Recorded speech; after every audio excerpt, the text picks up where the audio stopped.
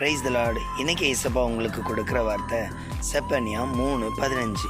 இனி நீ தீங்கை காணாதிருப்பாய். இன்னைக்கு ஏசப்பா உங்களையும் என்னையும் பார்த்து சொல்கிறாரு, நீ தீங்கை காணாதிருப்பாய். இன்னைக்கு தீங்கு என்றால் என்ன? எதனால் நமக்கு நிறைய பிரச்சனைகள், நிறைய சூழ்நிலைகளில் கஷ்டத்தை நம்ம சந்திக்கிறோம். இதை குறித்து தான் நம்ம பார்க்க போகிறோம். நாம் ஏசப்பாவுடைய பிள்ளைகள் நல்லா ஜெபம் பண்ணுறோம், ஆண்டவரை பக்தியாய் தேடுறோம். ஆனாலும் பிரச்சனை சில வேளைகளில் மாறுறதில்ல, பிரச்சனைக்கு ஒரு முடிவே கிடைக்கிறதில்ல.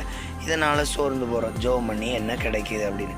ஆண்டவர் இங்கே சொல்கிறாரு, இஸ்ரவேலின் தேவன் உங்கள் நடுவில் இருக்கிறாரா, இனி தீங்கை காணாதிருப்பாய், தீங்கை காணாதிருப்பாய். அப்போ தேவன் நம்ம நடுவில் இருந்தால் தீங்கு இருக்கா? தேவன் நம்ம நடுவில் இருக்க நம்ம எப்படிப்பட்ட ஒரு ஜெப வீரராக இருக்கணும், இதைத்தான் இன்னைக்கு பார்க்க போகிறோம்.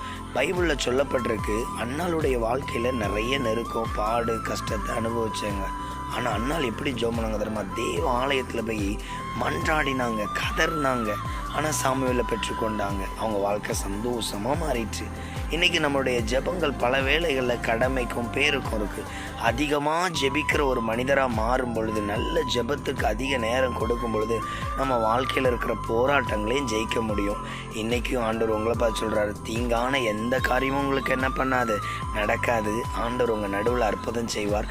ஜெபம் பண்ணுறதுல என்ன பண்ணாதீங்க, சோர்ந்து போகாதீங்க. இந்த நாளையும் கர்த்தர் உங்களுக்கு ஆசீர்வதிப்பார். ஆமென்.